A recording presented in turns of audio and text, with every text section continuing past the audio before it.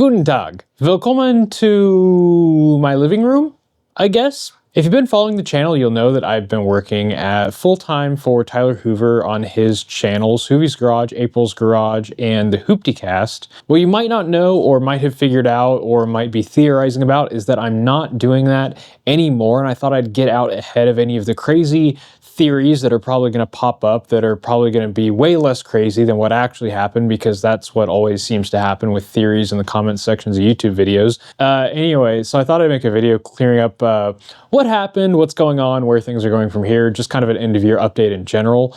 And this video has been a while coming because it's as of July that I'm no longer full-time with Tyler, and that's for several reasons. There's no like hard feelings or anything, and I still do things for Tyler on the side every now and then. Like tomorrow we're gonna go film an April's Garage video. So I'm still involved, we're still friends, everything's chill. That probably just killed my watch time, actually. I should say that everything's awful. I hate Tyler more than anything else. He's the worst. I guess the most obvious thing to state is that Tyler is not kidding on his channel when he says that things are moving in a different direction with his channel and the finances are a little bit tighter now. This is due in part to a lot of messing around with the algorithm that Google's been doing lately that has affected the appeal of a lot of channels to third-party sponsors and whatnot. A large portion of a large YouTube channel's income comes from sponsors, such as these shoes I'm wearing right now. Pilates was a recent sponsor of Tyler's, and they haven't sponsored me, unfortunately, but I have several pairs of their shoes. It's just, even before they were sponsoring YouTubers, they're actually quite good.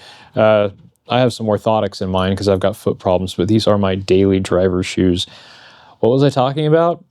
Oh, so those sponsors look at views on videos to determine what the revenue per milli and the cost per milli should be, and they use that to determine how much they should pay or offer a YouTuber.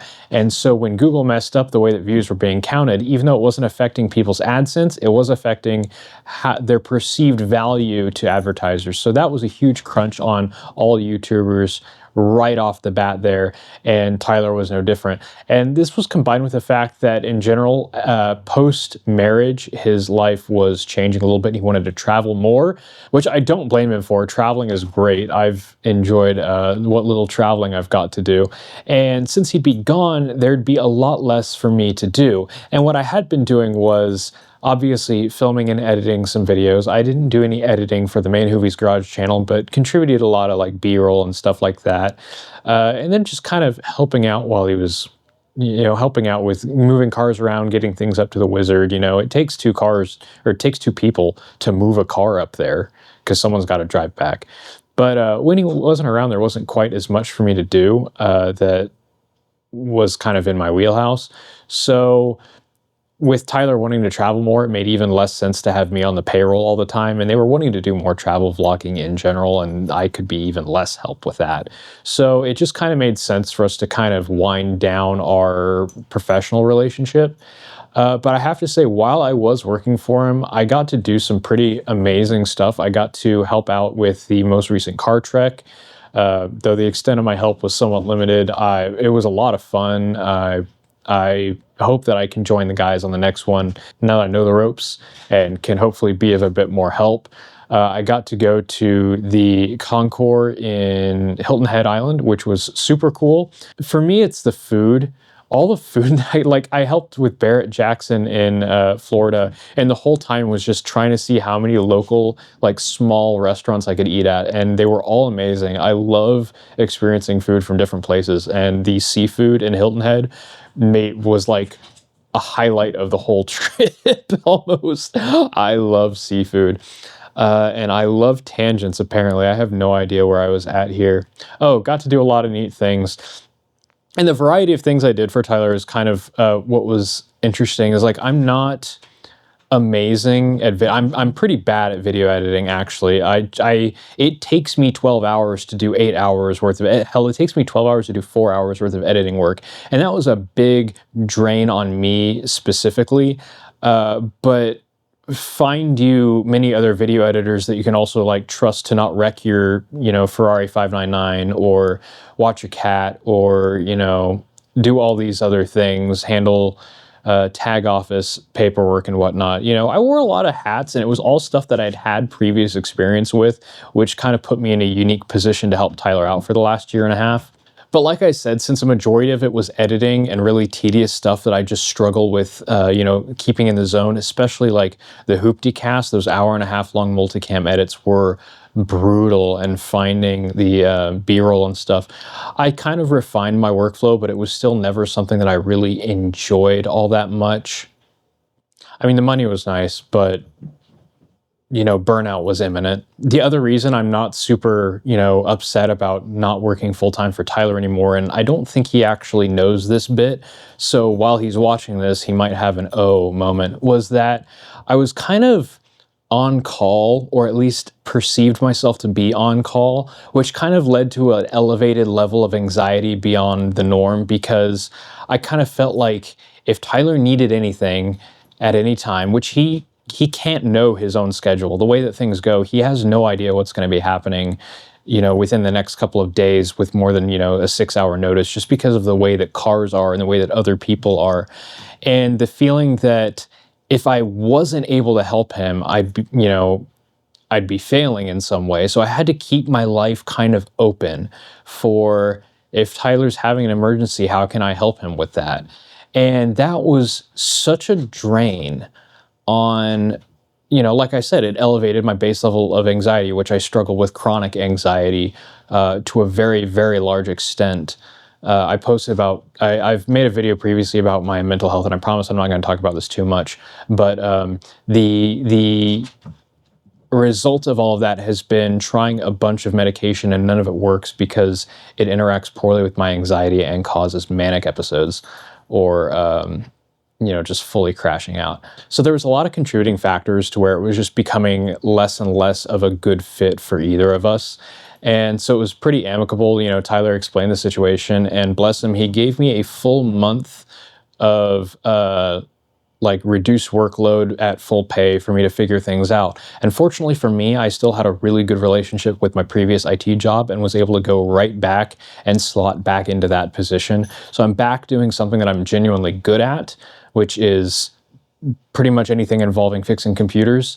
In this case, I'm an escalation engineer at a local MSP. So if you are in Wichita, in the Wichita area, and own a small to medium business that needs some IT, hit me up.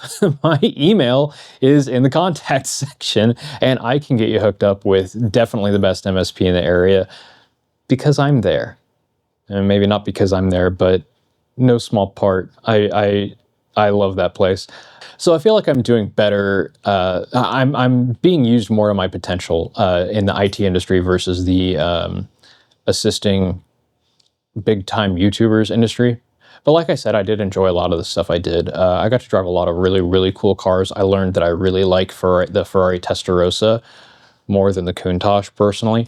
The visibility out of Bugatti Veyron is absolutely terrible. And as a BMW fanatic, getting to drive a Z8 was pretty top tier, and the McLaren SLR was definitely a GOAT car that I saw in, Need for Speed games growing up and stuff. So it was all a lot of really neat experiences. I don't regret any of it for a minute. And the big thing was that it allowed me to fix my house up, except for these holes in the wall here. I still have a lot of painting to do, but my house was literally falling apart. So yeah, yeah, it's a lot less falling apart now. So that's where we're at. I'll also mention that quite a few things are for sale right now, if any of them interest you. The Ranger is for sale, the 57 is for sale, the E30 is sold, the Insight is pending sale. It might not go through. So if you're interested in any of those, also hit me up at the email address, contact@100percentjake.com. I've also redone my website. I've also redone my website. It's just kind of a blog now. The first post on it actually talks about how I did it, but I'll just be posting thoughts, reviews, things like that, maybe transcripts of some videos on there if you're interested. The Patreon is still a thing that exists. They will have seen this video a few days before you guys did, and they will have seen the next video a few days before you guys did. And also, as it relates to the Hooptycast, I really liked the Hooptycast as a concept. I like the idea of a podcast that's not just kind of talking about the news. You know, you've heard every opinion under the sun about current event in the car industry. I thought it was really cool seeing people talk about things they were passionate about, and so I'm thinking of continuing something in that vein on this channel. I'm not sure if I want it to be this channel or a separate channel. I'm sitting in what I believe is going to end up being the set, but it's going to be me and two other people. Elliot and Rob will be returning cast members, but I plan on having a rotating cast of characters come through and talk about car adjacent things that they're passionate about and that they can teach you all about, and hear their perspectives, and we can have a conversation about it.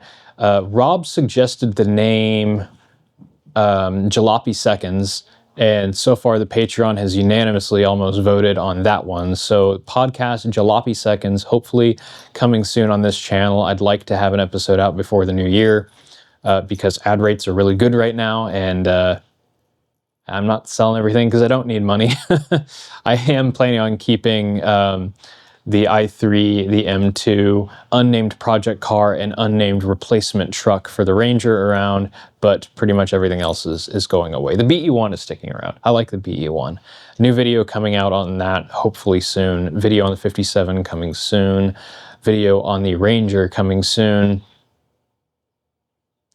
That's about all I can think of. So there we go. Hopefully I didn't ramble on too long. Hopefully that clarified some things. There's no bad blood between Tyler and I. He invited me to his Christmas party, for crying out loud. Unfortunately, I have a other obligation that day, but he invited me to his Christmas party, so things are still good. Things are, you know, this friend group's been around forever and we all know how to act like adults, so it's all fine. We can handle stuff like this without burning the entire thing to the ground. So any theories in the comments section that say otherwise are complete nonsense from people trying to get attention, I guess. I really never understood why people make up ridiculous theories like some of the stuff I've seen in the comments in the past.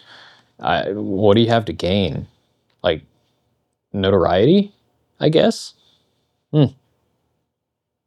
Thanks for watching.